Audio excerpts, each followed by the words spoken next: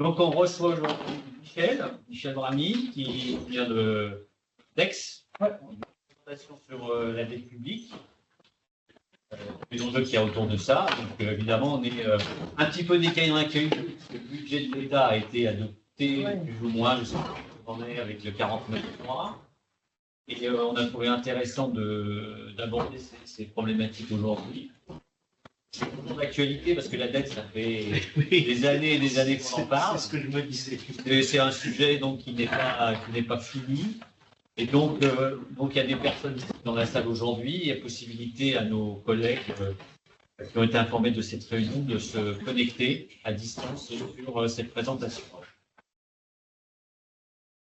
Normalement, on est en partage d'écran. Très bien. Bah, écoute, Michel, je te laisse te présenter. Bonjour à tous. Je te laisse la parole. Bonjour à celles et ceux qui sont en visio.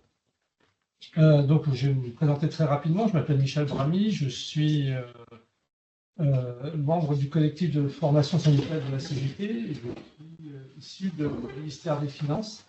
J'ai travaillé à la direction de la prévision économique. Et puis après, je suis devenu inspecteur des finances publiques. On disait inspecteur des impôts à l'époque. Voilà, et donc je vais vous présenter un petit moment sur la dette. Alors, on va essayer de faire que ça soit le plus dynamique possible. Donc l'idée, c'est je ferai une première présentation, 10 minutes, un quart d'heure, sur qu'est-ce que la dette, pourquoi elle a explosé, quelle est la situation aujourd'hui. Après, je vous propose qu'on fasse un petit débat, que les collègues qui sont en visio pourront poser des questions. Avec le chat, je pense, voilà. Et puis, dans un deuxième temps, on viendra sur les propositions, c'est-à-dire comment on peut sortir de la situation dans laquelle on est, parce qu'on peut en sortir. Et de nouveau, on aura un petit débat, si ça vous convient. Donc, avant tout, je vais vous faire une toute petite vidéo. J'espère que le son fonctionne. Bien sûr, je ne suis pas sur la vidéo, là, voilà. Qui, justement, je ne sais plus qui le disait tout à l'heure, ça fait longtemps qu'on parle de la dette. Mais ça fait vraiment très longtemps qu'on parle de la dette. Sauf que, après lui, il n'y a pas de son. Il n'y a pas de son. Ah, il manquait ça. Alors regarde, ça doit être sur... Parce qu'il faut que tu mettes le son sur le micro, peut-être.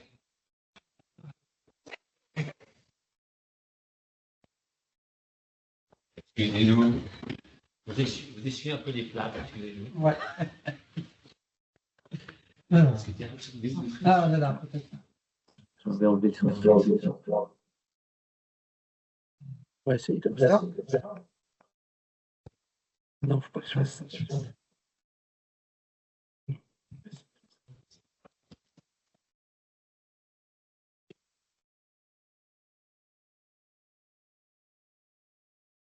Ça marche pas bien. Désolé.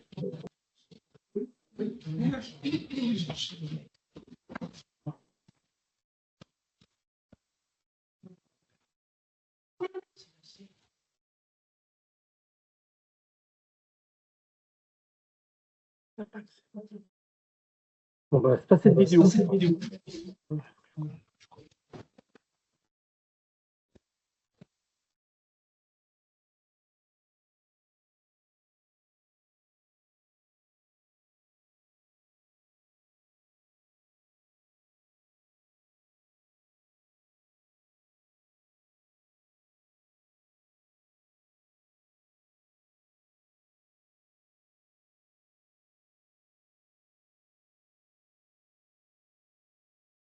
Reste une dernière. Je ne devrais pas entendre la voix. Alors, je suis désolé pour la difficulté technique, on va rester.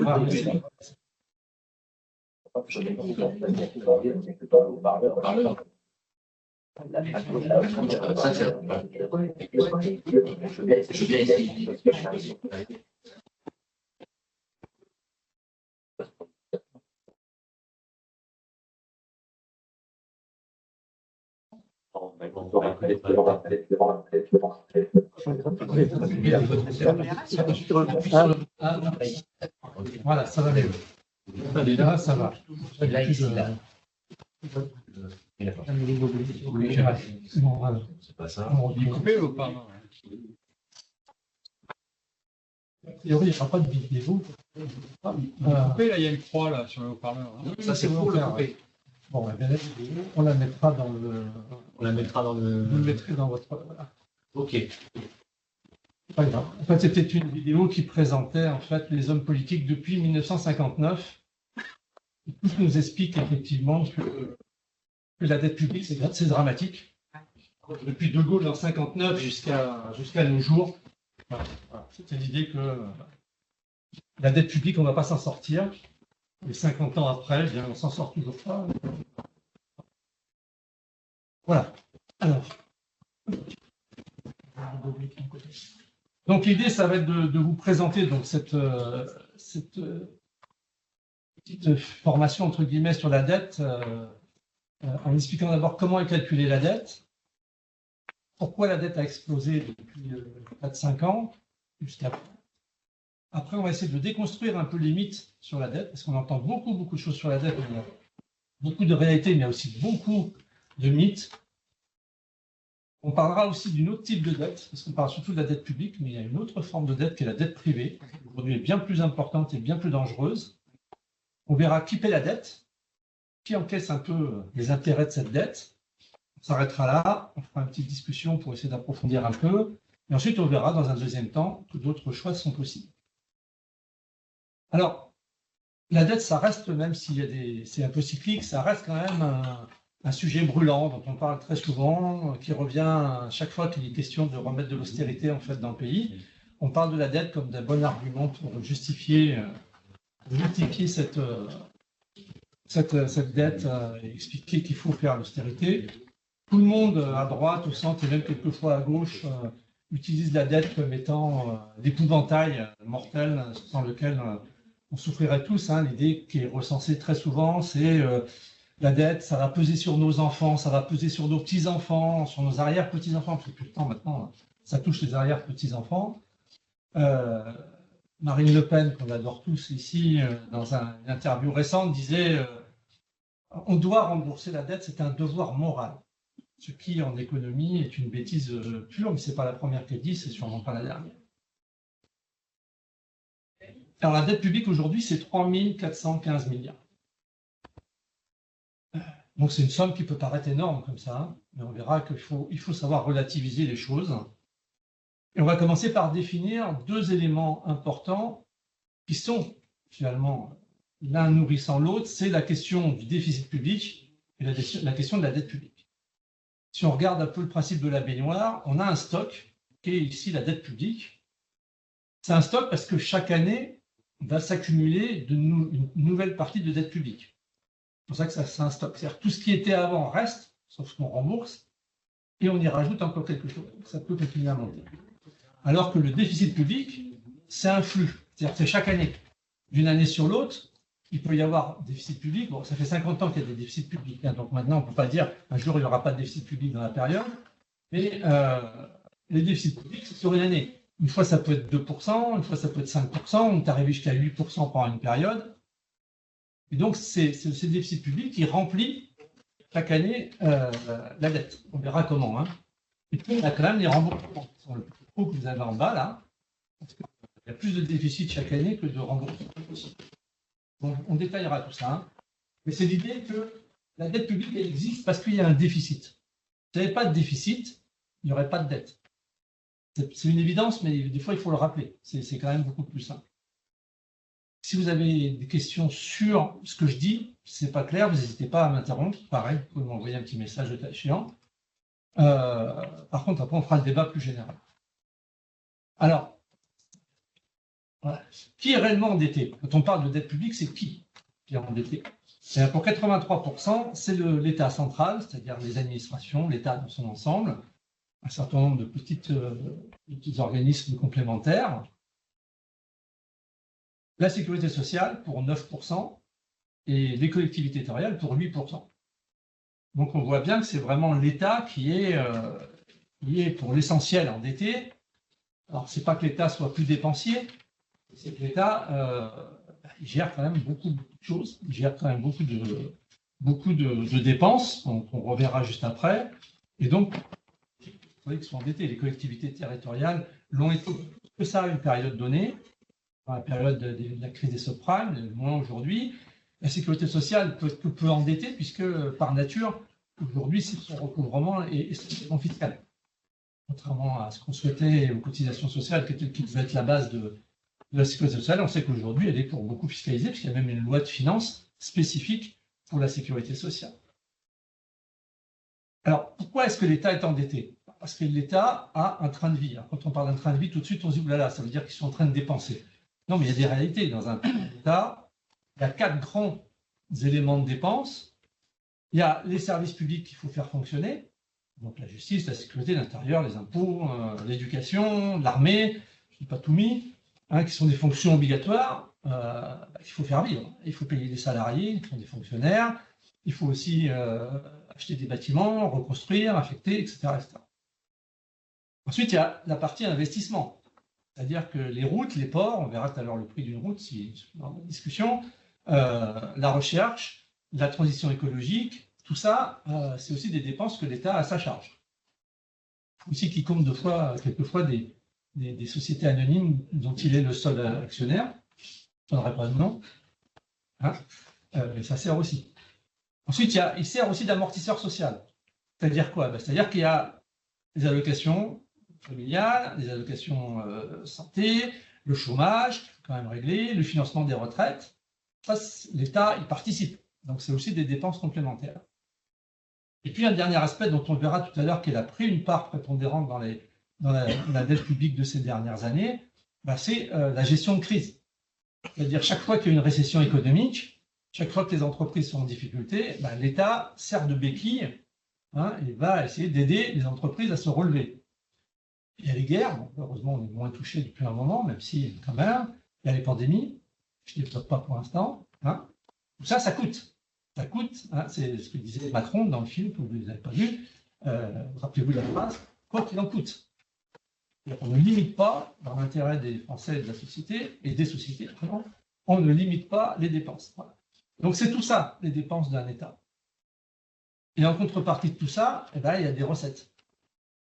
Ces recettes, elles sont assez limitées, c'est des recettes liées aux impôts, pour l'essentiel. Voilà.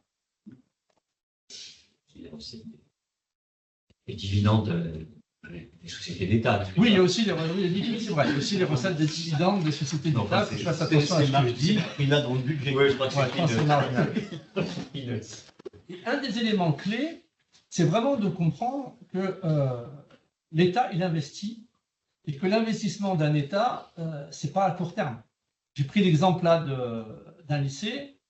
Pour qu'un lycée fonctionne, il y a les 5 premières années où il y a l'emprunt pour construire, l'emprunt pour former les professeurs. Ensuite, de 5 à 8 ans, entre 5 et 8 ans, le lycée ouvre, on forme les élèves. Tout ça, ça fait que du négatif, c'est que de la dépense sans recette, entre guillemets. Il faut attendre finalement plus de 8 ans pour que les jeunes soient devenus des salariés et donc contribuent à la richesse du pays au travers des salaires, au travers des impôts, au travers des cotisations, etc. Donc on voit bien qu'un simple investissement pour un lycée, il faut 8 ans entre le moment où on fait les premières dépenses et le moment où on a, entre guillemets, les premiers retours, les premières recettes. Et donc ça, c'est pas comme une entreprise. Une entreprise, elle investit avec l'objectif d'avoir une rentabilité immédiate dans l'année qui vient ou l'année suivante, dans le pire des cas. Là, l'État, il fonctionne à long terme. Donc, effectivement, les investissements d'aujourd'hui, ça ne fait pas, comme disait quelqu'un, les profits de demain, mais ça fait... les emplois d'après-demain. Ça fait les emplois d'après-demain, ouais, c'est ça. Alors, qu'est-ce que c'est la dette?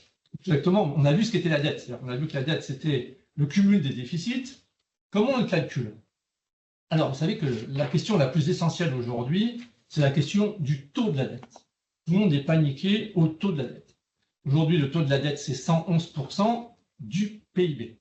Alors, je rappelle, le PIB, le produit intérieur brut, c'est la richesse créée dans une année. C'est-à-dire, c'est l'ensemble des salaires, l'ensemble des impôts. Pour l'essentiel, c'est un peu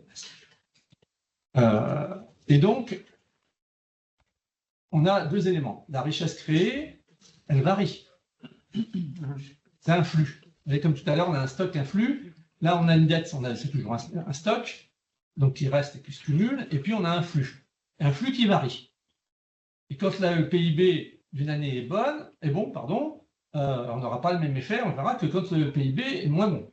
Quand l'économie fonctionne, quand l'économie tourne, le PIB est meilleur. Quand l'économie est en récession, le PIB et le résultat du PIB est moins bon. Donc, ce n'est pas très juste ce calcul, mais il fallait un calcul qui nous permette de comparer. Parce que si on se contentait de la dette, du montant de la dette, on ne pouvait pas comparer, par exemple, l'Allemagne avec la Grèce. La Grèce a un PIB qui est 3 ou 4 fois inférieur à celui d'Allemagne. En termes de dette, ils sont même supérieurs pour ce qui concerne la Grèce. Donc, il fallait un équivalent qui permette mondialement de pouvoir mesurer. Et donc, c'est ce ratio entre dette publique et PIB qui fait ce fameux taux d'endettement. Alors, l'endettement, il n'y a que deux manières de le changer. Enfin, la dette, il n'y a que deux manières de la modifier. C'est soit on augmente les recettes, donc on augmente le PIB, soit on réduit les dépenses pour réduire le déficit. D'accord? OK. Donc ça, on verra après. Mais par contre, ce qui est intéressant, c'est que si vous prenez... Alors, j'ai pris des chiffres parce que je ne mémorise rien si je vieillis. Personne ne dit le contraire, s'il vous plaît. Si on partait d'une dette qui était à 100, peu importe, 100 quoi, 100, et qu'on a un PIB qui est à 110 une année donnée, d'accord? La dette n'a pas bougé et le PIB est à 110. On va avoir un taux d'endettement qui va être de 90,9%. D'accord? Rien n'a changé. Maintenant, si vous avez une dette toujours à 100, mais que vous avez un PIB à 90, mauvaise année, vous allez avoir un taux d'endettement à 111,1%. Donc, vous voyez, le biais un peu de ce calcul, c'est que même si la dette ne bougeait pas, le pourcentage pourrait bouger en fonction de l'évolution de la richesse d'une année sur l'autre. C'est pour ça qu'il faut ne pas se fier plus que ça au taux, parce que le taux, il peut très vite varier. D'accord? Donc, c'est vraiment une image qui permet de comparer avec d'autres pays. Mais le taux en lui-même ne veut pas dire grand-chose. Pour vous donner une idée, de mémoire, on va le voir, le Japon a un taux d'endettement de 250%. C'est-à-dire que sa dette est deux fois et demi supérieure à ce qu'il produit chaque année. Je ne pense pas que les Japonais soient plus malheureux que ça, hein, soit dit au passage. Vous voyez? Ça va jusque-là?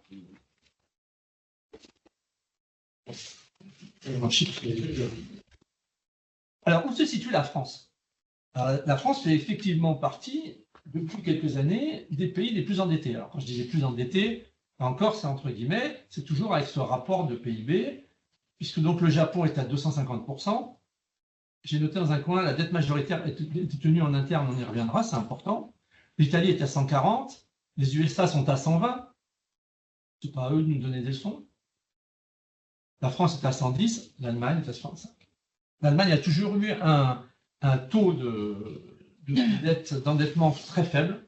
Ça tient à beaucoup d'éléments sur lesquels on pourra venir dans la discussion, mais essentiellement d'abord au rôle de leur banque, qui n'est pas tout le même que les nôtres, puisqu'ils n'ont pas de banque nationale, ils ont des banques par région, et puis aussi au fait que la politique allemande a toujours été une politique anti-inflationniste avec tout ce que ça impacte. On viendra à ça, je ne développe pas pour l'instant, on viendra à la discussion. Surtout, je me suis mis là, c'est pas grave. Alors, pourquoi la dette publique a explosé, là, depuis quelques années? La dette publique a toujours été en progression, pour une raison très simple, c'est que je vous ai dit, ça fait 50 ans qu'on a des déficits. Donc, ce n'est pas un miracle aujourd'hui.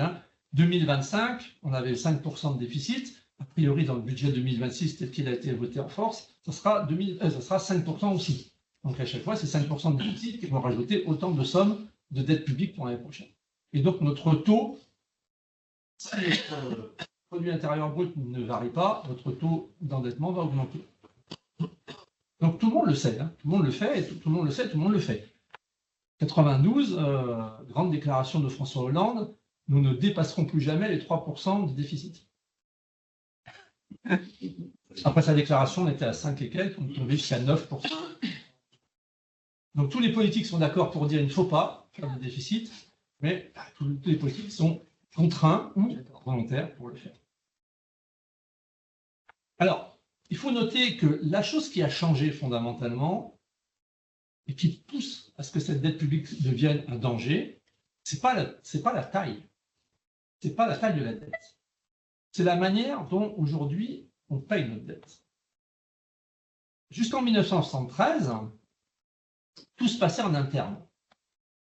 Le Trésor, alors pas le Trésor public, le Trésor, ça revient même, finançait l'État à chaque fois que l'État était en déficit. Autrement dit, on pourrait faire simple, on crée de l'argent supplémentaire pour permettre l'équilibre, pour compléter les déficits. Et ça, jusqu'à ce que, avec l'Union européenne, on décide qu'il y avait obligation pour l'État d'emprunter sur les marchés financiers. Et ça change tout.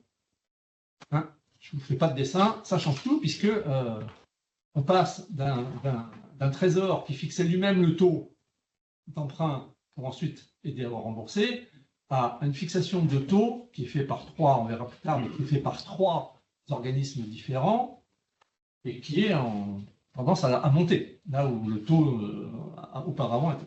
Donc ça, c'est le premier grand problème. Et on voit d'ailleurs que, on va voir dans celle d'après,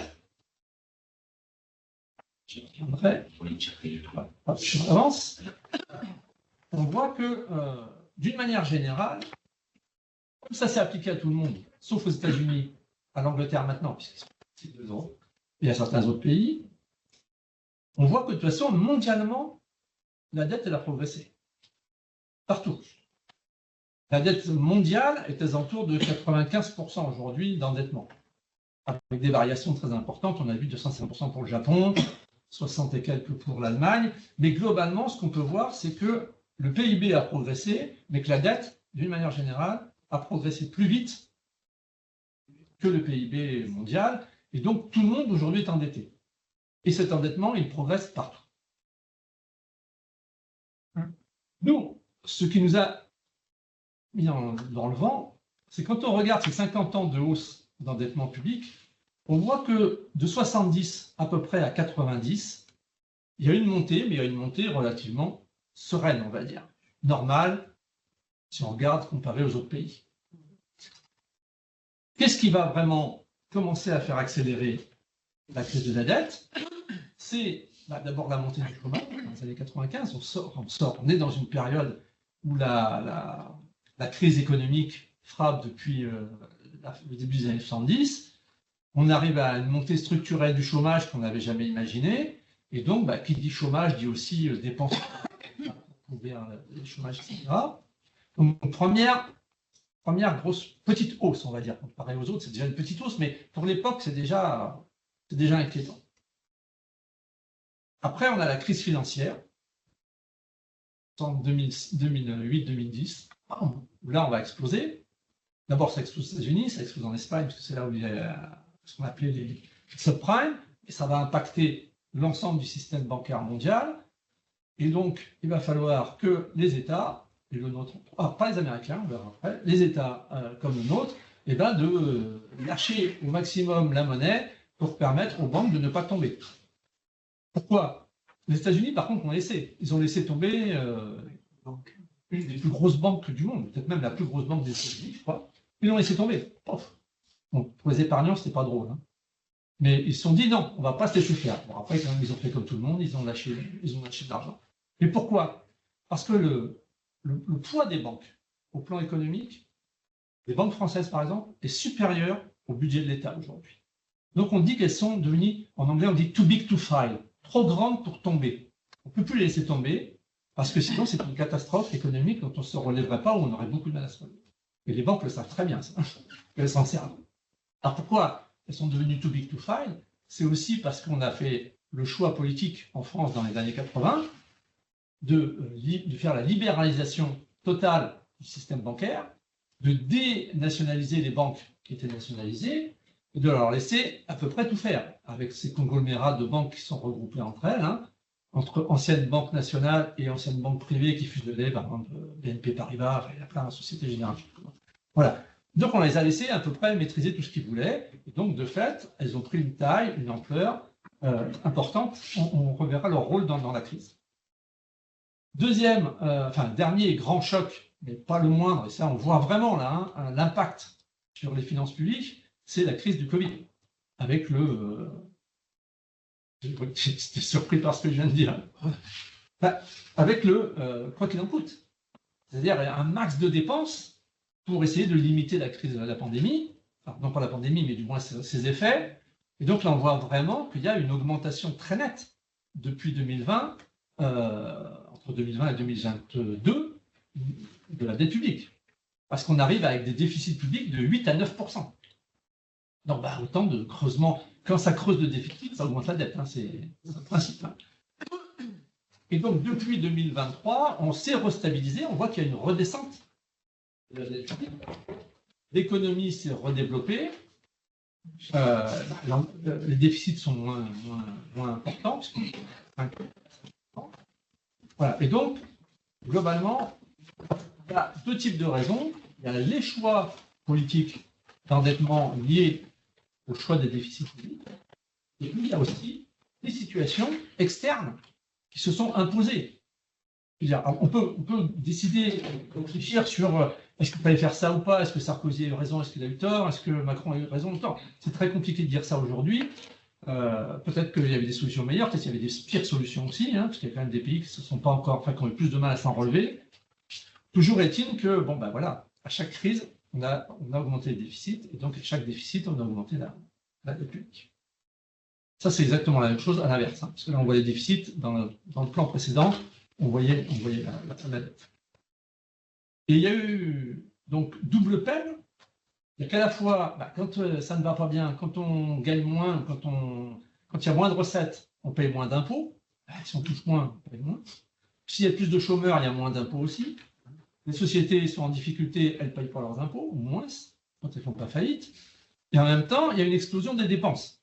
Donc, moins de recettes, plus de dépenses, c'est ce qu'on appelle l'effet de cliquet, augmentation du déficit public, donc augmentation de la dette. Ça va, ça? Alors, pourquoi j'ai mis ça? Parce que c'est vraiment pour voir qu'il n'y a que deux moyens de travailler sur cette dette. D'ailleurs, c'est les recettes et les dépenses. Il n'y a pas besoin d'être économiste pour comprendre ça. Même s'ils nous disent que c'est très compliqué, etc., dans la réalité, ce n'est pas ça. C'est juste, il y a des recettes fiscales, il y a des dépenses, et il faut équilibrer les deux, voire... Alors, il y a une étude extrêmement intéressante de l'OFCE, l'organisation... Je ne sais pas comment ça veut dire, l'OFCE, c'est pas grave. Voilà, merci. Qui a calculé, avec trois grands, je ne les ai pas développés ici, hein, mais avec trois éléments, budgétaires, prévisionnels et macroéconomiques, ils ont calculé que finalement, suivant les moyens, les méthodes qu'ils utilisaient, en tout état de cause, la part externe, c'est-à-dire la part des crises dans l'augmentation de la dette, c'est entre 44 et 69% entre 2007 et 2023. Donc on peut dire qu'à peu près au médian, il y a à peu près 50% de l'augmentation de la dette qui est liée à des éléments externes à la politique budgétaire. Et ça, c'est intéressant parce que ça met aussi un coin dans ceux qui disent aujourd'hui, enfin qui disent depuis quelque temps, l'État est très dépensier, c'est ça qui fait que c'est la dette. On dépense trop, il y a trop de fonctionnaires, il y a trop de services publics, etc., etc. On se rend bien compte que si on n'avait pas eu ces éléments qu'on appelle exogènes, c'est-à-dire ces éléments extérieurs à la politique budgétaire des pays, on aurait à peu près 50% de dette en moins aujourd'hui. Et donc, on n'en serait peut-être pas en train de paniquer, enfin, entre guillemets, comme certains paniquent aujourd'hui. Et effectivement, quand on regarde les dépenses de l'État en matière de développement des services publics, on sait tous que les services publics sont en difficulté. On ne peut pas dire qu'il y a une augmentation ni des fonctionnaires, puisqu'il y a des suppressions d'emplois tous les ans par milliers, ni des investissements. Je suis allé à l'hôpital aujourd'hui public pour savoir que c'est compliqué. Voilà, donc c'est vraiment très important de comprendre que là aussi, on se moque de nous. La réalité n'est pas un État qui dépenserait beaucoup plus, qui ferait des gabegies, etc. Peut-être que l'Assemblée nationale les dépense un peu trop, je ne sais pas, mais ce serait pas juste. Mais en tout cas, on voit qu'il y a quand même près de 50%, entre 44 et 69% suivant les calculs, de dettes qui sont liées à des éléments exogènes, extérieurs à la politique budgétaire. Ça va jusqu'à maintenant, je ne vous saoule pas trop? Bon, j'espère que je ne saoule pas non plus ceux qui sont en vision, mais ils ne peuvent rien dire. Donc. Alors là, on va maintenant passer un petit temps à déconstruire le mythe. Parce que dans le dialogue, alors dans le discours que vous n'avez pas entendu des différents politiques, c'est toujours les mêmes choses qui reviennent. Trois choses essentielles. La première, c'est on est en train d'endetter nos enfants, nos petits-enfants. Il va falloir rembourser cette dette à un moment donné. C'est horrible. Voilà. Deuxième grand argument qui est développé, c'est attention, au rythme où on va faire faillite. L'État n'a plus les moyens, enfin la France n'a plus les moyens de rembourser la dette. Et le troisième mythe, c'est celui effectivement d'un État dépensier. Alors, il faut vraiment qu'on reprenne les choses parce que c'est assez facile de démontrer que tout ça, c'est vraiment des mythes et que ça colle pas du tout avec la réalité et que c'est dommage d'avoir aujourd'hui des personnalités politiques qui continuent à utiliser celles qui s'utilisaient déjà dans les années 60-70. Spécialiste des spécialistes, c'est notre ancien Premier ministre.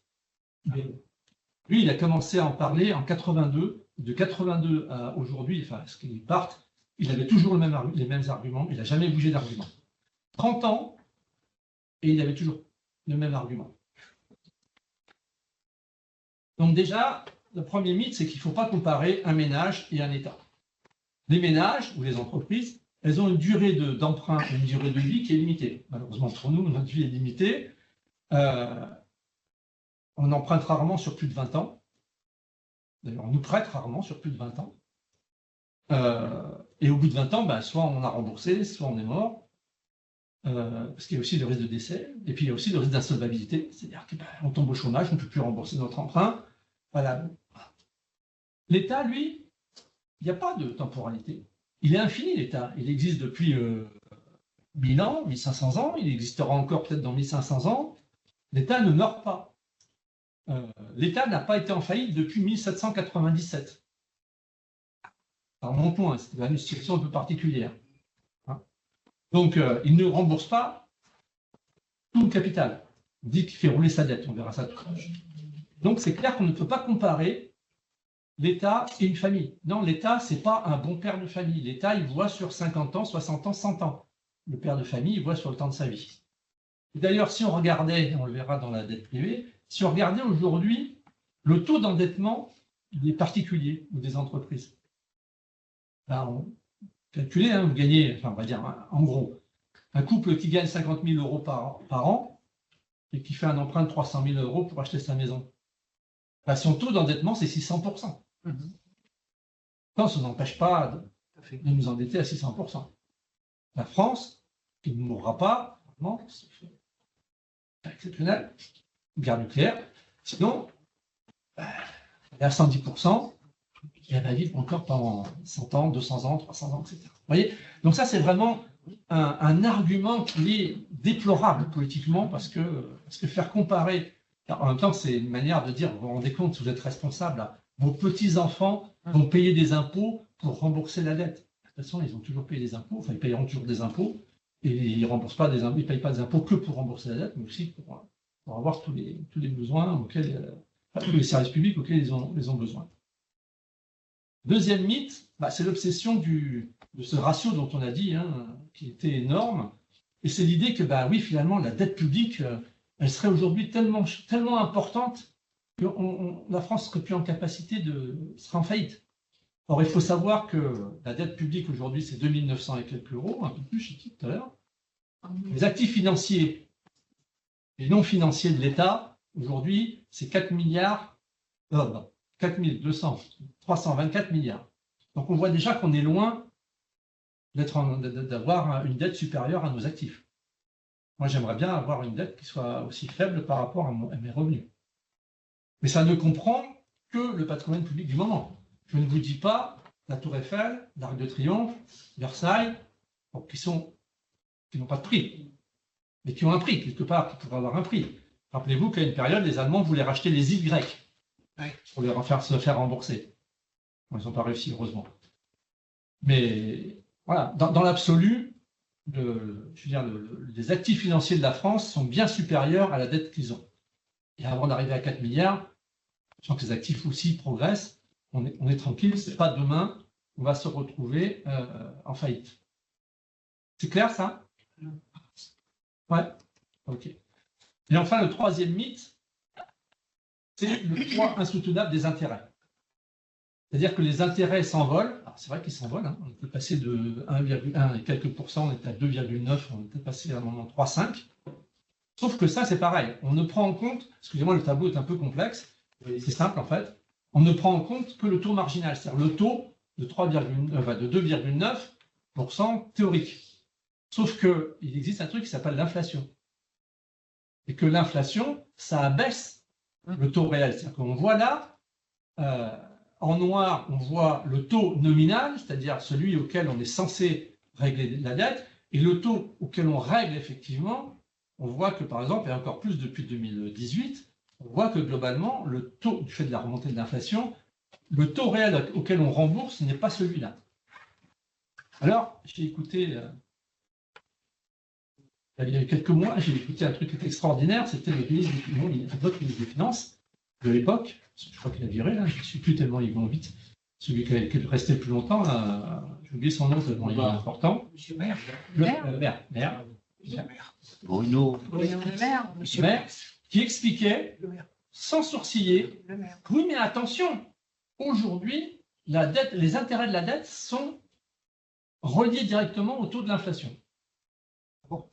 J'ai dit, tiens, je sais, donc. En même temps, je ne sais pas tout, donc ça tombe bien. Donc j'ai vérifié. Et effectivement, il a raison. Il y a 10% de l'ensemble de notre dette qui est indexée sur l'inflation. 10% sur les 100%. Il y a 90% qui est toujours pas, qui j'espère ne sera jamais indexé à l'inflation. Donc c'est pour ça qu'on peut voir cette courbe descendante du taux réel d'endettement, du taux réel de l'intérêt par rapport au taux nominal. Donc pour l'instant, effectivement, il y a ces 10%-là qui sont un peu plus compliqués parce que ceux-là, effectivement, ils ne baissent pas. C'est vraiment le taux nominal, qui est donné. Ça va? Qu'est-ce qui fait varier les taux d'intérêt? Alors, on parle des agences de notation, etc. Alors, je peux garder ta question, n'oublie pas, et puis on en parle juste après dans la première partie du débat. Alors, caché derrière la dette publique, il y a ce qu'on appelle la dette privée. Et ça, aujourd'hui, alors le dessin, c'est bien ChatGPT pour les dessins, en tout cas. Moi, je suis très accro à lire. On voit que, alors on n'avait que les stats en 2020, mais on voit que la dette privée, elle est en constante augmentation aussi, bien plus que la dette publique, même si là, la dette publique a augmenté, parce que c'est 2020-2022, ça a augmenté, mais la dette privée a encore plus augmenté. Et que là, par contre, cette dette-là, elle est le fait d'agents non financiers. Quand on dit non financiers, c'est-à-dire qu'on exclut les banques et les assurances. En fait, ce sont les particuliers et les entreprises, et particulièrement les entreprises. Et les entreprises, les particuliers, contrairement à l'État, ce sont des endettements qui sont à moyen terme, 10, 20 ans, parce qu'ils ne peuvent pas rembourser plus de 20 ans. Et donc, il y a plus de risques aujourd'hui de ne pas rembourser la dette privée que de ne pas rembourser la dette publique. Et ça, c'est un point énorme. Alors, elle est très important en France. On va voir que dans certains pays qui se glorifient d'avoir une dette publique faible, on s'aperçoit qu'en fait, regardez par exemple le Luxembourg, en jaune, vous avez la dette publique. Alors, effectivement, leur dette publique est très faible. La dette des ménages, déjà un peu mieux. Alors, la dette des entreprises, non. Si vous voyez, comparé à la France qui est là, la dette est plus importante, mais la dette des ménages, globalement, on la trouve à peu près à la même taille, sauf peut-être aux Pays-Bas. Mais par contre, la dette des entreprises, elle est, dans ces pays-là, extrêmement énorme. Et il y a bien plus de danger d'avoir une dette d'entreprise au Luxembourg ou aux Pays-Bas de cette taille-là que d'avoir une dette de la France, dette publique de la France. En termes de risque et de crise économique, on est bien plus près d'avoir un problème sur la dette privée que sur la dette publique. Ceci dit, la dette privée a aussi un impact sur la dette publique. On va dire comment. À quoi elle sert? Pourquoi les entreprises s'endettent? Les entreprises s'endettent pour une raison très simple, c'est ce qu'on appelle l'effet de levier. Je ne veux pas être très compliqué au plan économique, mais en fait, vous savez que les entreprises, elles ont pour objectif pas seulement de faire du profit, mais d'avoir, parce qu'on travaille tous en taux, d'avoir un taux de profit le plus élevé possible. C'est-à-dire l'argent qu'elle met par rapport à l'argent qu'elle rapporte. Qu'elle se rapporte. Et il faut que ce taux soit le plus élevé possible. Il faut bien avoir ça en tête parce que c'est ça qui explique, par exemple, que des entreprises qui sont très viables ferment. Elle ferme parce que le taux de profit n'est pas suffisant. Et un des moyens d'élever le taux de profit de manière artificielle, c'est de s'endetter. Parce que comme on calcule le taux de profit entre le profit qu'on a fait par rapport à l'argent que que l'entreprise a apporté, l'argent de la banque, elle, n'apparaît pas. Et comme il existe quand on a acheté, quand on a emprunté, comme elle existe, elle va donner plus de produits. Si on endette, c'est aussi pour faire plus d'investissements et surtout qu'il y ait plus de production. Mais on va rapporter le profit seulement au fonds propre de l'entreprise. Ah, d'accord. Et donc le taux, il peut quasiment être multiplié par 0,5, jusqu'à 1, on va jusqu'à 2. Voilà. Donc c'est un intérêt pour les entreprises parce que je vous rappelle, quand je parle des entreprises, je ne parle pas des PME là. Hein. Il vaut mieux qu'on dise tout de suite, je parle des grosses entreprises, des entreprises qui ont à leur tête, non pas seulement un patron, mais des actionnaires. C'est plus que le CAC 40, ça, beaucoup plus. Et ces entreprises-là, les actionnaires, ce qui les intéresse, c'est de mettre de l'argent dans une entreprise qui leur apporte un taux de profit important. Et donc, pour qu'on garde des actionnaires, il faut faire cet effet de levier d'endettement pour pouvoir dire à l'actionnaire, vous voyez, j'ai fait un taux de profit de 15%. Donc, ce n'est pas la peine d'aller chercher ailleurs, parce que les actionnaires, ils partent aussi vite qu'ils arrivent. Hein. Pas un problème. Hein. Voilà. Et c'est pour ça, par exemple, que vous avez cet élément compliqué, où vous avez le CAC 40 entre 2018 et 2019. Ils ont fait 80 milliards d'euros de profit. Pardon, ils ont fait 38 milliards d'euros de profit. Non, c'est le contraire, c'est une connerie. Pardon, une bêtise. Ils ont bénéficié de 80 milliards de bénéfices. Ils ont quand même endetté pour 38 milliards. On se demande pourquoi ils s'endettent, a priori, puisqu'ils ont fait 80 milliards de bénéfices. Enfin, ils s'endettent parce que ça permet d'élever le taux de profit. Sauf qu'en même temps, après, l'argent, il faut le rembourser. Et puis, vous avez le deuxième système dont on a beaucoup parlé une période, c'est tout ce qui est LBO, je ne sais pas si vous voyez, c'est en anglais, c'est-à-dire le rachat d'entreprises en difficulté, on vire tout le monde, on ne garde que ce qui rapporte plus, et on relance, et pour ça, on s'endette avant. Bref, en tout cas, tout cet endettement cumulé, ça pose un vrai problème économique. Ça a posé un problème en 2008-2010, c'était plus lié à l'immobilier. On peut avoir le même problème qui se crée dans les années qui viennent, dans les années rapides qui viennent, avec justement cet endettement privé qui n'est pas du tout maîtrisé. Ça va? Je finis ma dernière partie, on passe aux discussions. Parce que après, ça peut être lassant de m'entendre tout le temps.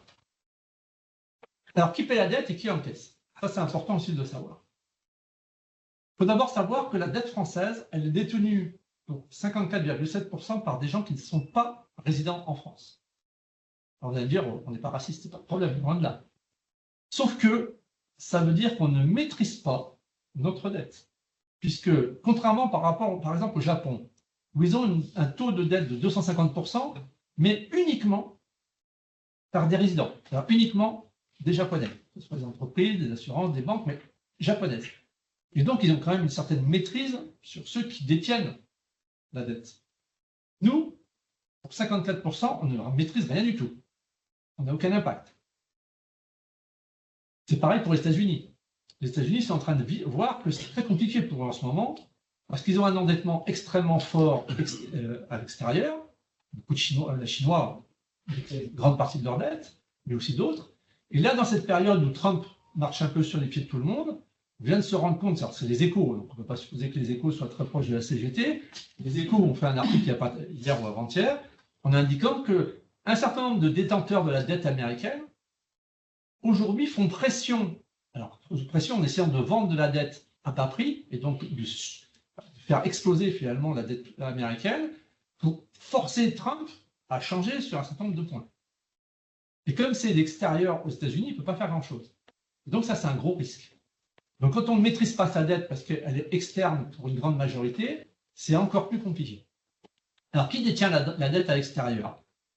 On a les fonds de pension, les fonds d'assurance, des fonds souverains, c'est-à-dire d'autres pays qui détiennent une partie de nos dettes. La Chine détient une petite partie de nos dettes, les banques internationales, et puis ce qu'on a les fonds spéculatifs, ce qu'on appelle le Black Shadow. Je ne sais pas si vous connaissez. Enfin, la banque de l'ombre, shadow banking. La banque de l'ombre, c'est-à-dire c'est pas clair. On ne sait pas trop qui est qui. On sait qu'il y a de l'argent qui transite. On peut supposer qu'il y a une petite partie de la dette publique extérieure qui est détenue, y compris par des gens qui ne sont pas du tout recommandables. Drogue, etc. On ne maîtrise pas. Et en France, à peu près 10% de la dette est détenue par les assurances, 10% par les banques, le reste par les fonds de placement, un petit peu de particuliers. Alors, on n'a pas une idée très précise des particuliers, parce que la plupart des particuliers qui ont des titres de dette publique, ils le font par l'intermédiaire de leur banque. Donc, c'est pas... Mais il y en a qui achètent directement, mais il n'y en a pas beaucoup. Hein. On n'a pas le chiffre en France. Aux États-Unis, c'est 1,4%. Donc, c'est vraiment minime. Et puis, la Banque de France, qui a racheté ces derniers temps une partie des titres de dette. On verra ça plus en détail. C'est pas le temps. Alors, à qui profite la dette, on l'a vu, hein, ça profite essentiellement à ceux qui sont déjà très riches, ou aux grosses sociétés. J'ai pris beaucoup de temps, et on n'est qu'au début. Ah oui, déjà 12h30, hein, je parle beaucoup trop en fait. Donc, je vais aller très vite. Donc, vous avez compris, c'est essentiellement les banques, les assurances françaises et internationales qui détiennent l'argent. Et ce qui est donc très paradoxal, c'est que c'est eux à qui on prête de l'argent quand ils sont en difficulté, à bateau, voire même à taux zéro, et qui ensuite nous prêtent de l'argent, enfin nous prêtent de l'argent à travers des emprunts d'État à des taux bien plus élevés. C'est assez sympa. Je ne développe pas, je crois que tout le monde a compris. Hein. Et donc nous, l'État vend des actifs, privatisation, pour avoir de l'argent, etc., etc. Et en même temps, ceux qui sont privatisés rachètent ensuite les... Je vais aller très vite. Donc, juste une question qui répond à la question, en partie à la question. Donc, comment ça se passe? Quand l'État a un déficit, par exemple là, 1 milliard, il va s'endetter donc sur 1 milliard, il va s'endetter auprès de tous ces gens, hein, donc on verra. Hein, mais il ne paye pas tout de suite sa dette. En fait, elle est divisée si c'est sur 10 ans, ce qui est le cas le plus souvent, elle est divisée en 10. Et chaque année, il paye les intérêts, 1/10 des intérêts. Et c'est au bout de la 10e année qu'il va payer le montant d'1 milliard. Sauf que souvent, le milliard, il l'a pas. Donc, il réemprunte. C'est ce qu'on appelle faire rouler la dette. On la fait rouler au fur et à mesure. Donc, on rembourse quand même de la dette, mais pas de la totalité de ce qu'on doit. Mais on rembourse. Contrairement à l'idée reçue, l'État rembourse une partie de sa dette, mais il ne rembourse pas la totalité de la dette. Voilà. Je m'arrête là. Pour l'instant. On verra. Alors, je n'ai pas accès, moi, je ne sais pas si les personnes peuvent écrire si elles sont à l'extérieur. Regardez bien. Regarde. J'ai une question. Alors, j'ai une question. Attends. Que je retrouve déjà où je suis. Je crois que j'ai fait une bêtise. Non? Il faut peut-être qu'il... Non. Alors, il y avait des questions. Donc, il y avait une première... Oui, il y avait déjà une question là. Je t'en prie. Vas-y, t'en prie. Tu peux la redonner? Oui, c'était par rapport, au niveau du taux d'endettement. Donc, voilà comment ils évoluent. Notamment, on fait souvent référence aux agents de notation qui ont un impact, justement, s'il y a un taux d'indice, ça va augmenter le taux. Oui. Alors, il y a 3 niveaux d'intervention. Le premier niveau, c'est la Banque centrale européenne, pour ce qui nous concerne. Que c'est elle qui fixe les taux, le taux qu'on appelle le taux directeur, c'est le taux au-dessus duquel on ne peut pas dépasser, que les banques ne peuvent pas dépasser en emprunt. Par exemple, on dit le taux directeur c'est 2%. Si le taux directeur c'est 2%, les banques ne peuvent pas demander plus de 2%. Ça, c'est la première chose. Et là, c'est une première. Mais il y a 2 autres éléments. Ensuite, il y a la manière dont on va emprunter. Là, on a vu, pour la France, pour l'essentiel, c'est des obligations, c'est du taux fixe. Hein. Mais on a eu à certaines périodes d'autres moyens d'emprunter qui étaient beaucoup plus coûteux, mais qui étaient beaucoup plus attirants aussi, puisqu'il n'y avait pas. L'obligation est un taux fixe. Les actions, par exemple, ne sont pas des taux fixes, ce sont des taux variables. Mais le troisième élément, effectivement, c'est les agences de notation. Les agences de notation, alors elles vont seulement calculer le risque la capacité de l'emprunteur à rembourser. Et donc, elle va classer en A, A+, A-, etc. Ça va donner une idée aux banques du risque qu'elles prennent, aux banques, aux assurances et surtout à ceux qui sont à l'étranger, le shadow banking, du risque qu'elles ont à acheter des obligations. française, par exemple, pour la dette publique.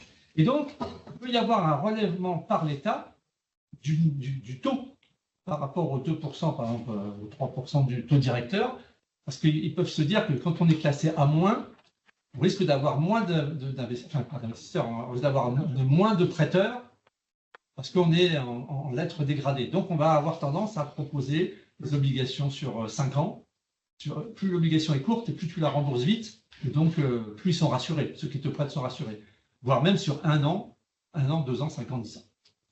Donc on va des fois porter des obligations sur 5 ans parce qu'elles sont plus rapides à rembourser, donc ça rassure les prêteurs. Je ne sais pas si j'ai répondu à ta question. Et juste pour donner un élément sur les agences de notation, c'est très intéressant de voir ce qui s'est passé en Grèce. En 1973, 2003, 2004, pardon, le taux d'emprunt de la Grèce était égal à celui de l'Allemagne. Et pendant très longtemps, c'était à peu près le même taux. Et puis, vous savez qu'il y a eu cette crise, on s'est dit, ah ben oui, mais les Grecs ont menti. Ce n'est pas vraiment les Grecs qui ont menti, c'est plutôt les agences de notation, entre autres, les grosses. Et du coup, ça s'est envolé. C'est-à-dire qu'on a dit, oh là là, elle n'est pas fiable, donc il faut augmenter. Donc, elles sont dégradées, les taux ont augmenté, on est monté jusqu'à 35% à un moment donné. Hein. Une dette à 35%, nous à 3%, on pleure. Mais ce qui est très intéressant, c'est de voir qu'aujourd'hui, sans avoir rien changé, l'endettement de la Grèce est exactement le même que celui de 2003. En fait, il ne s'était rien passé en Grèce de particulier. Ce qui s'est passé, ça a été de jouer sur les taux. Alors, il y avait des aspects politiques derrière, on est bien d'accord, de jouer sur les taux pour les empêcher d'avoir un pays qui soit dirigé par une forme de gauche. L'objectif principal, c'était ça. Parce que le taux d'endettement de la Grèce aujourd'hui, c'est exactement le même que celui de 2003. Ils ne sont pas en pire situation aujourd'hui qu'ils étaient en 2003. Et même pendant 2015-2016, quand il y a eu la crise, ils n'étaient pas plus que ça. C'est vraiment des choix politiques organisés d'empêcher ce pays. Et ils l'ont fait pour l'Espagne, mais de manière plus discrète. Les Espagnols ont été moins suivis. C'est vraiment d'empêcher qu'une politique différente puisse être mise en place. J'avais une question. Oui, par rapport à ceux qui possèdent la dette, donc tu as dit que la Banque de France avait une partie importante de la dette française, je crois que c'est une partie très importante, ou la Banque Centrale Européenne, je ne sais pas trop comment ils s'arrangent les deux. Et il y avait eu un débat, il n'y avait pas trop, un peu entre spécialistes, mais qui était quand même un peu paru dans la presse, sur le fait que cette dette détenue par les banques centrales, en fait, on pouvait l'annuler. Ce qui aurait diminué évidemment d'un seul coup la dette. Mais alors après, il y a eu des arguments, des arguties en disant on ne peut pas faire ça parce que sinon, je n'ai pas très bien compris sinon quoi d'ailleurs, donc j'aimerais que tu nous éclaires sur ce point. Ouais, alors, c'est parce qu'on est déjà dans la deuxième partie. C'est les solutions. Mais on va le traiter tout de suite, ça. La question de l'annulation, elle se pose à plusieurs niveaux. On peut considérer qu'il y a une partie de la dette qui est injuste économiquement, c'est-à-dire qu'à un moment donné, l'augmentation des taux ne se justifiait pas. Et donc, ça fait boule de neige, en l'occurrence, ça a augmenté. Après, l'État s'est endetté. On a vu l'endettement de l'État, il est justifié. On a besoin que l'État s'endette pour investir. Donc, c'est difficile de dire, il faut annuler la dette. Parce que d'abord, c'est faire simple, si vous annulez la dette, qui va vous prêter derrière? Pas grand monde. Donc, je pense qu'il faut déjà dissocier ce qui est de l'endettement normal comme courant, et donc c'est normal qu'on s'endette, c'est normal qu'on ait une dette, c'est normal qu'on la rembourse plus ou moins, et puis éventuellement l'endettement anormal, c'est-à-dire ce qui fait qu'aujourd'hui, ça remet en cause tout le système, hein, c'est qu'aujourd'hui, je veux dire, si on était resté sur avant 73, c'est-à-dire avec le Trésor qui gère, le Trésor français, la Banque de France qui gère la dette française, on ne serait pas dans cette situation-là. Ça, c'est clair. Parce qu'il n'y aurait pas d'envolée des taux, il n'y aurait pas ce jeu de spéculation de la dette. Hein. Parce que, pour être simple, hein, quand on parlait de titres tout à l'heure, c'est-à-dire qu'en fait, moi, je vais acheter, je ne sais pas moi, 1000 € de dette publique, c'est un titre que je vais essayer de revendre à quelqu'un d'autre, plus cher, de préférence pour faire des bénéfices. Donc, ça augmente la valeur de la dette, on verra dans un petit graphique, ça augmente la valeur de la dette de manière impressionnante, la valeur théorique, hein, pas le montant, mais la valeur théorique. C'est-à-dire qu'en fait, tu pourrais très bien, si tu es intéressé, je te vends ma dette, enfin, mon morceau de dette, 1000 euros, je te le vends 1200, si tu me le rachètes 1200, je suis content. Mais la dette, elle n'a pas augmenté. Mais lui, il a un titre à 1200. Le problème, c'est ce qui s'est passé, c'est qu'il ne sera jamais remboursé. La dette publique ne se n'est jamais totalement remboursée. Ouais. Donc, je pense que l'idée de l'annulation de la dette, c'est peu crédible. Ça arrivé 2 fois. Hein. C'est arrivé en Argentine, puis c'est arrivé en Islande, 2 pays qui ont refusé de payer leurs dettes. Bon, l'Argentine, situation économique catastrophique depuis des années, et ça continue à être catastrophique. Ça ne dépend pas que des questions de dette. L'Islande, ils n'ont pas remboursé une partie de leur dette. Mais en fait, nous, on ne rembourse pas toute la dette non plus. On n'a pas besoin d'annuler cette dette, parce qu'on ne la rembourse déjà pas en totalité. Vous voyez ce que je veux dire? Il faut qu'on accepte l'idée que la dette, on rembourse les intérêts, on rembourse une partie, mais on ne remboursera jamais tout. Parce qu'à chaque fois, on va se réendetter parce qu'il faut toujours faire des investissements.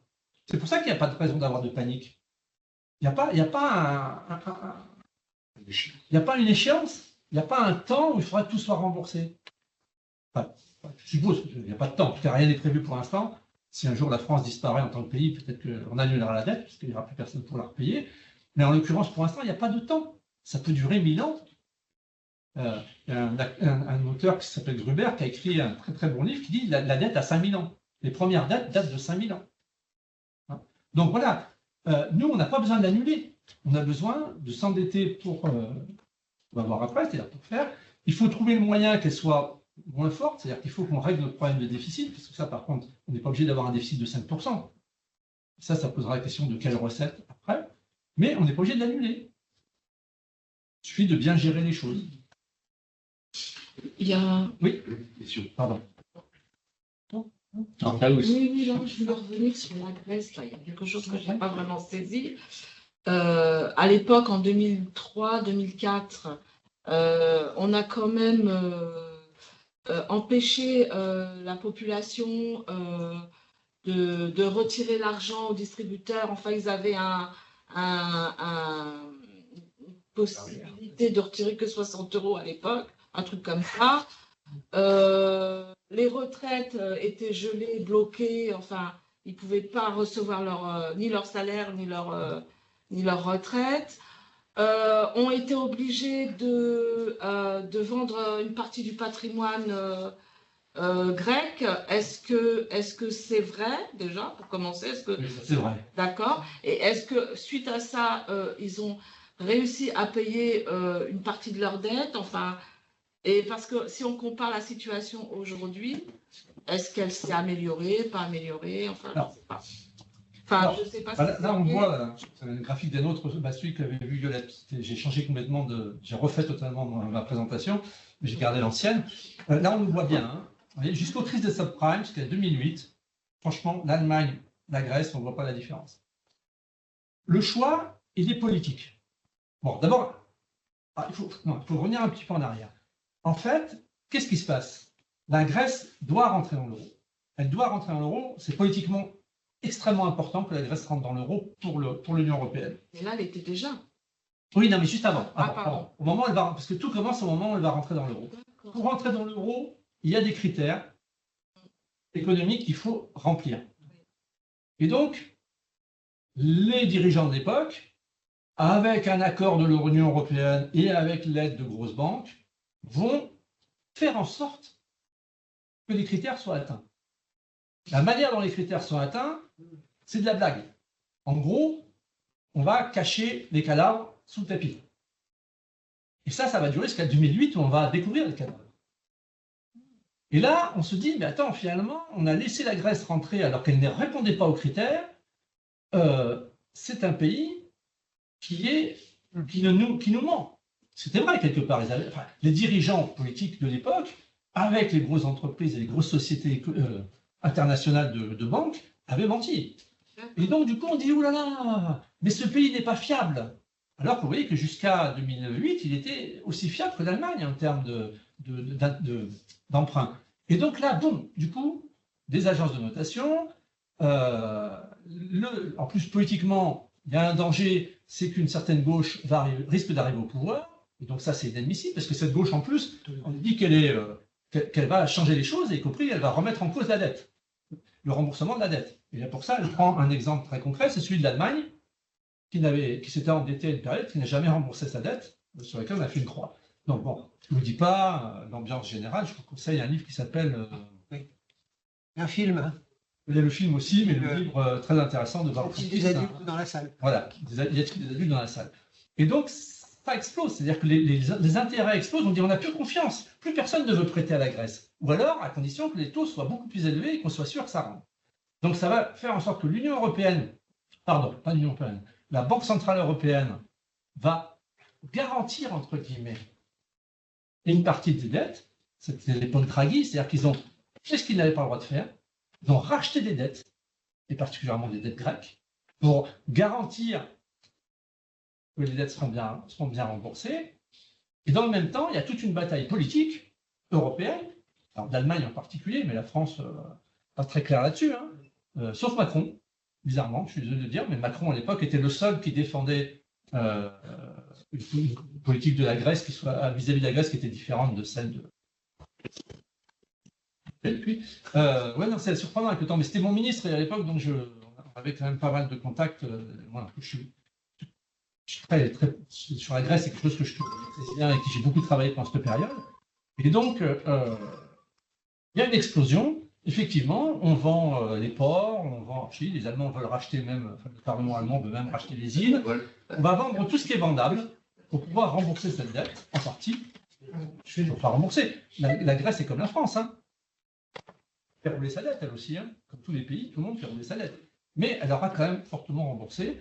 Et comme elle aura quand même remboursé en vendant quasiment une grande partie de ses biens, de fait, plus le fait que la BCE rachète une partie des dettes, ça va permettre de redescendre les taux. Voilà. Mais le choix politique, il est simple. Ne pas laisser le gouvernement qui vient d'arriver en place mettre la politique qu'il veut. C'est incroyable. Hein. Il y a un très bel article qui s'appelle après Prague, où on a fait rentrer les chars. Là, c'est la BCE, le trinôme, la BCE, j'ai oublié le troisième. Qui sont comparaison. Voilà. Je suis toujours trop long, c'est ça? Non. Oui, tu es toujours trop long, mais c'est pas grave. Non. J'ai une question en ligne. C'est quelqu'un qui a. T'as une question en ligne, vas-y. Alors, la question, c'est avez-vous regardé les montants d'épargne des particuliers par pays? Car nous pourrions aussi considérer des vases communicants, enfin, épargne-dette, je suppose. Après tout, un pays appartient à ses habitants. Donc, l'endettement et l'épargne, voilà. Oui. Parce que là, tu nous as dit que la dette n'était pas forcément détenue par les épargnants, pas du tout, hein, même pour la France. Très peu. Enfin, non, alors je dis très peu parce que en France, ce n'est pas très visible, puisque la plupart des épargnants, quand ils achètent de la dette, c'est les banques en fait. Oui, c'est leurs banques qui achètent. Donc c'est très peu visible. Mais d'une manière générale, si on se fie aux chiffres qu'on a un peu partout, les États-Unis, qui est quand même un pays très libre, libéral, c'est 1,4% de la population. Bon, après, la population des États-Unis est aussi très, très différente. Alors, on verra tout à l'heure que l'épargne des Français, elle est de 6 milliards et quelque chose.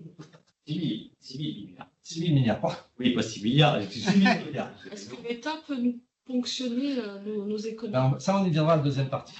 Pour répondre à la question en ligne, alors, l'épargne des Français, elle existe, hein, c'est 6 000 et quelques milliards, 6 000 à peu près, on fera apparaître le chiffre tout à l'heure. Et la question, c'est est-ce qu'on peut s'en servir? C'est aussi la question. Aujourd'hui, quand on parle de 6 000 milliards, ça peut paraître énorme. Mais bon, l'épargne des Français, ça dépend quel Français. Oui. C'est toujours pareil.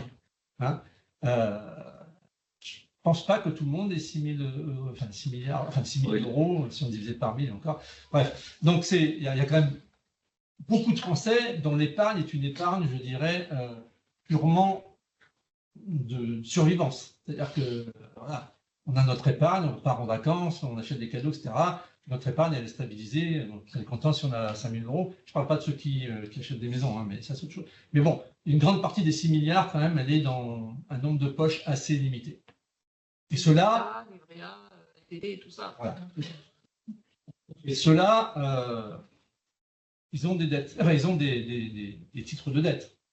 Ils ont à travers les banques. Et ce sont aussi des banquiers ou des patrons, etc. Enfin, je ne sais pas si ça répond à la question parce qu'elle était à double entrée, mais par contre, on verra que l'épargne, effectivement, c'est une question, est-ce qu'on peut s'en servir? Oui, parce qu'on pourrait comparer, au lieu de comparer la dette au PIB, donc un flux et un stock, le stock d'épargne et puis le stock de dette, peut-être.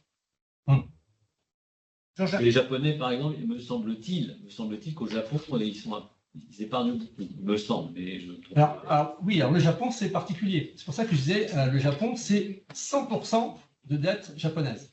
Et là, effectivement, par contre, il y a beaucoup de particuliers qui ont de la dette. De toute façon, la dette ne peut pas être achetée par quelqu'un d'autre que des Japonais. Donc, ça peut être que des entreprises japonaises, des sociétés japonaises et des Japonais individus. Voilà. Ça ne peut pas être ailleurs. On n'achète pas de dette japonaise. Jean-Jacques. Oui, moi je voulais simplement savoir rembourser rapidement les intérêts d'une dette, soit en imprimant de la monnaie ou des billets, un peu plus. Est-ce que ce ne serait pas un moyen de se désendetter plus rapidement? Alors, le problème, il est là, c'est 1973, interdiction pour les États de racheter de la dette. Ah oui, ça c'est... 73, c'est l'État doit se financer sur le marché privé. Exclusivement. Exclusivement. L'État ne peut plus, comme il le faisait auparavant, ne peut plus racheter sa propre dette. La Banque de France ne peut pas faire jouer la planche à billets, d'ailleurs elle ne le fait plus, c'est le droit, parce que c'est plus, crée plus de francs, crée plus des euros. Elle ne peut pas. Et donc c'est ça le piège. Exactement, c'est ça, c'est qu'au moment donné, on est obligé de passer pour l'instant par les marchés financiers. L'Europe ne peut pas éditer de l'euro supplémentaire. Non. Elle ne peut pas imprimer. Et c'est même strictement interdit. Ce qui n'a pas empêché l'euro, enfin la Banque centrale européenne, de racheter des dettes, ce qui est totalement illégal. Dans son propre. Je ne comprends pas. Les Américains, la planche à billets, elle a fonctionné. Les Américains, leur banque centrale, la banque fédérale américaine, elle est autonome. Elle fait ce qu'elle veut. Nous n'avons plus de banque centrale française. La Banque de France, elle a un rôle, mais elle n'a pas de rôle en matière de création monétaire. C'est pas équitable. Les seuls qui créent de la monnaie aujourd'hui, ce sont les banques privées. Et elles créent de la monnaie. Ça, c'est vachement important de le comprendre. Hein. Quand vous empruntez de l'argent, enfin, quand elles prêtent de l'argent, ce n'est pas votre argent qui est dans votre caisse qu'elle emprunte. Hein. La totale des emprunts des banques, enfin des prêts, pardon, des banques, excusez-moi. Le total des prêts des banques, notre épargne dans les caisses, c'est à peu près 9%. Tout le reste, c'est de la création. Elle crée, tout simplement, elle dit voilà, je crée 1000 euros. Il n'existe pas, hein. Il n'existait pas, je crée 1000 euros, je me mets à mon côté, 1000 euros. Donc vous retrouvez crédité de 1000 euros sur votre compte, et à la fin, vous devez rembourser 1000 euros plus l'intérêt. Mais cet argent, à aucun moment, il n'existe. Vous voyez ce que je veux dire? C'est vraiment de l'argent fictif. Virtuel. Voilà. Et c'est un des problèmes qu'on a, c'est que, contrairement aux États-Unis, en France, enfin, dans tous les pays européens qui sont là, entre autres, c'est que les banques centrales ne créent plus d'argent. Ils n'ont pas le droit. C'est pas logique. Ah non, mais ça, c'est pas logique. Les Américains, c'est pas logique. Ah ben, les Anglais, pareil. Une des raisons que les Anglais, qui ont fait politiquement choisir le Brexit, c'est aussi pour retrouver une indépendance de leur banque centrale. Donc ça, c'est vraiment un piège dans lequel on est. Enfin, un piège. Une volonté politique a été faite en 1973, qui a été validée ensuite par Maastricht, par Lisbonne, etc. C'est les banques centrales ne peuvent pas racheter de banques. On ne peut pas racheter. Sauf dans cette période de crise très grave qu'on a connue avec le subprime, puis après avec le Covid. Comme la Banque centrale européenne a racheté, parce que c'était ça où une crise tellement lourde que tout s'effondrait. Donc elle a passé outre ses propres interdictions, elle a racheté en masse des titres de pays qui étaient en grande difficulté, comme la Grèce, comme l'Italie, etc. Et donc elle ne pouvait pas empêcher à ce moment-là les banques centrales des pays de faire pareil. Donc la Banque de France, a racheté un certain nombre de titres français. Mais c'était exceptionnel et normalement c'est strictement interdit. Mais on verra qu'il y a des alternatives à ça. Il y avait d'autres questions avant qu'on continue? Oui. Oui. Alors moi, j'en ai une sur la désindustrialisation. Quelles conséquences ça a, quel effet ça a sur la dette? Alors, déjà, il y en a un qu'on voit bien, c'est sur le PIB, puisque la désindustrialisation, ça fait que le PIB est bas, donc le taux d'endettement. Mais sur parce que la désindustrialisation, ça provoque un déficit du commerce extérieur. Et bon, on est avec l'euro, donc ce déficit, comment il est financé? Est-ce que là, c'est un mécanisme que je ne vois pas bien. Comment est-ce que ça a un effet sur la dette publique ou simplement sur l'endettement privé, quoi? Alors, ça a un effet sur la dette publique, c'est ce que tu as donné, c'est-à-dire que ça donne moins de recettes pour l'État, et donc augmentation du déficit. Moins de production. Voilà, moins de production, bon, etc. Après, ça réduit du privé pour le reste. C'est-à-dire que la désindustrialisation, elle a des impacts très négatifs sur l'économie, mais le seul qu'elle a par rapport à la dette publique, c'est l'absence de recettes. Enfin, c'est l'amoindrissement des recettes. Si vous êtes d'accord, je vous propose de passer aux solutions. Et on reprend le débat sur les solutions. Ça vous va? Ça va aussi. Alors, on va aller beaucoup plus vite là. Hein. J'en ai pour 5 minutes. Il n'y a pas beaucoup de solutions alors. Comment? Il Il n'y a pas beaucoup de solutions, mais elles sont importantes. Donc tout ça, normalement, elle est enregistrée et vous la retrouverez sur la chaîne de votre syndicat.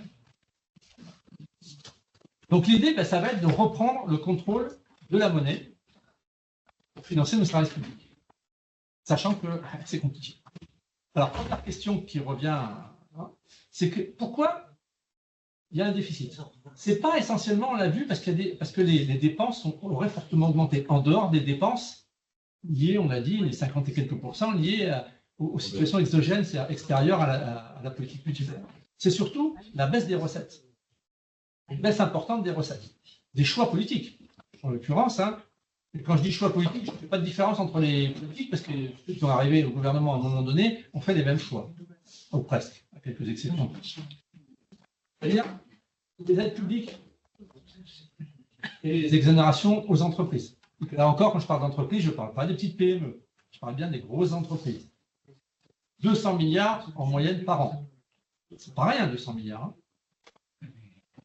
Le choix de supprimer un certain nombre de points comme l'ISF, la transformation du CSE, il y aurait plein de choses. Chaque année, on a dans le budget de l'État, dans les recettes, des coupes sur les recettes, en particulier sur les impôts. Donc ça, quand vous avez moins de recettes, même si votre dépense était stable, vous auriez de toute manière un déficit. Ça, c'est une évidence. Et donc, l'objectif principal, ça va être de jouer sur les recettes. Parce que sur les dépenses, il va falloir qu'on fasse aussi plus de dépenses. Aujourd'hui, on ne peut pas considérer que les services publics rendent les besoins, répondent aux besoins des gens. Je veux dire, il suffit de voir l'état des hôpitaux, même l'état des écoles. Quand vous avez des gamins, 35 gamins par classe dans certains endroits, c'est vraiment pas sérieux. Donc, ça demandera des investissements complémentaires. Et donc, on se trouve coincé entre des investissements supplémentaires qu'il faut faire pour un service public de qualité, qui répond à tout le monde, en fait. Hein. Ça satisferait tout le monde, enfin, qui satisferait tout le monde. Et en même temps, augmenter des recettes, et augmenter des recettes sans augmenter les impôts. Sans trop augmenter les impôts, on va dire. Ou en tout cas, en changeant le type d'impôt. Oui? Question question web. Oui. Comment peut-on réduire la part des dettes privées type BlackRock à taux fort? Apparemment, il y aurait des taux, tous les créanciers n'ont pas les mêmes taux. Oui. Alors là, du coup, je vais répondre dans ma réponse là, parce que c'est inclus dedans. Effectivement, le problème, c'est que ceux qui nous prêtent de plus en plus cher, et ceux qui sont les plus gros, comme BlackRock, et qui sont en plus, alors BlackRock, c'est un de ceux qui touche le plus de fonds de la Banque Centrale Européenne, et qui nous prête ensuite aux taux les plus chers. Donc, l'idée, la personne qui a posé la question, elle est au cœur de cette question. C'est-à-dire, aujourd'hui, comment on fait pour ne plus dépendre des marchés financiers? Donc, on va y venir. Mais avant, non, mais c'est bien, la question est excellente, parce qu'elle va nous appeler à la suite. Parce que c'est ça qui est fondamental. Mais d'abord, dans la maîtrise d'aujourd'hui, on a déjà la question des recettes, et donc de la fiscalité. Il faut qu'aujourd'hui, on mette en place une fiscalité plus juste, dans laquelle, je veux dire, ceux qui doivent payer plus, ceux qui doivent payer moins, payent moins. En fonction non seulement en fonction des besoins, mais aussi en fonction des moyens. On a un peu oublié en fonction des moyens aujourd'hui.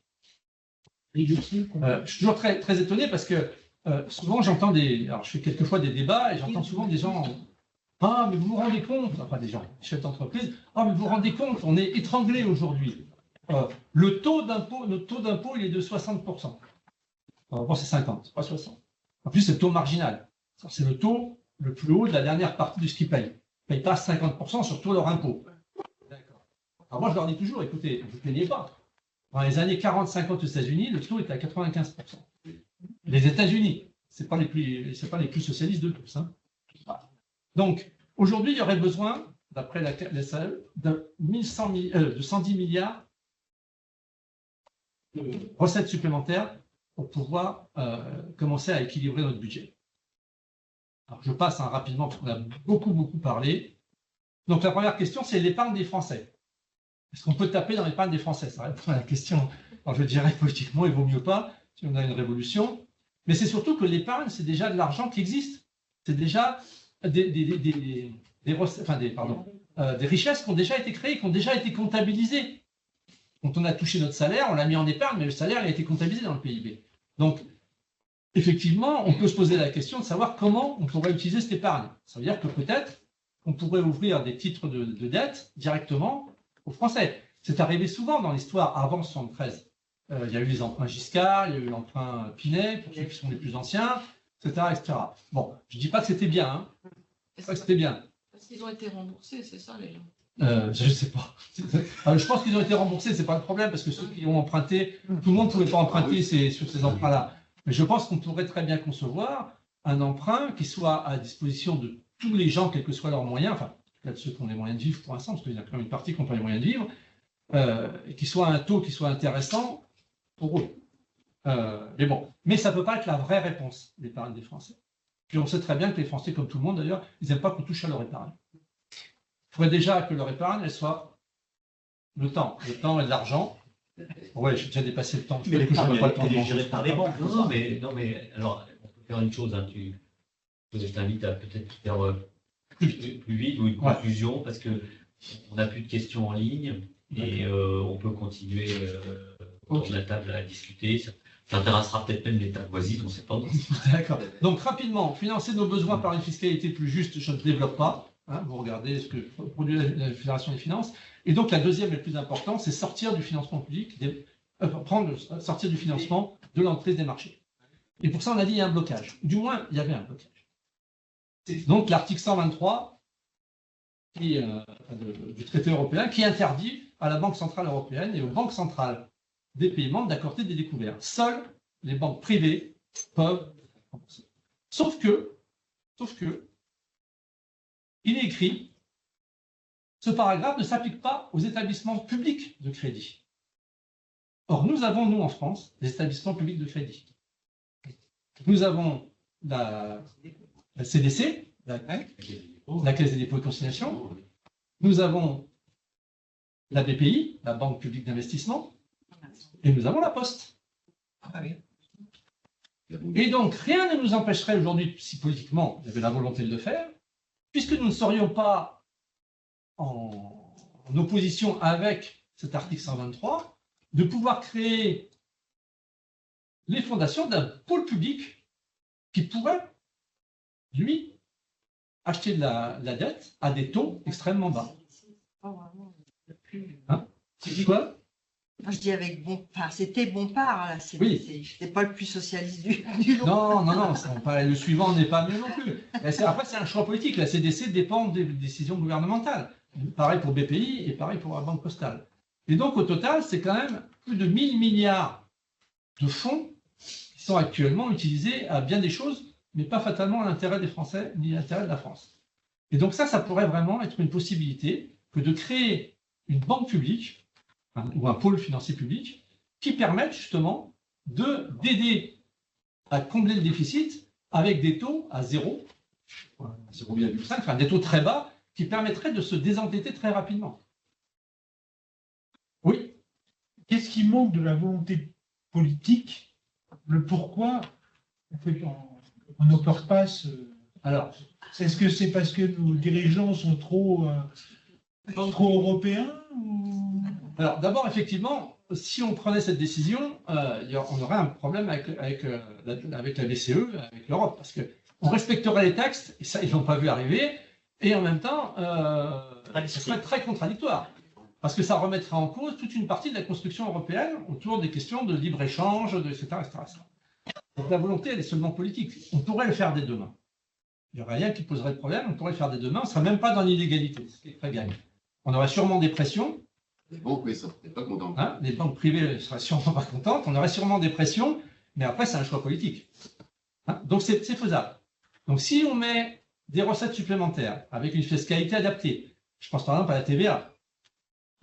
Tout le monde paye la TVA, sauf qu'on paye la TVA on ne devrait pas payer la TVA sur des besoins de première nécessité. Par contre, on pourrait augmenter la TVA pour un certain nombre de biens, je dirais.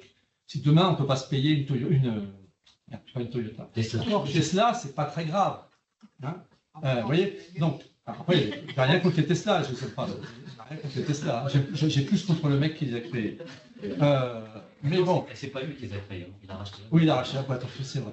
Donc, si on avait des recettes un peu plus élevées, si on avait un emprunt à des taux moins élevés que ceux qui sont au-dessus du marché, on pourrait aujourd'hui commencer à avoir une autonomie financière par rapport à la dette qui serait beaucoup plus importante.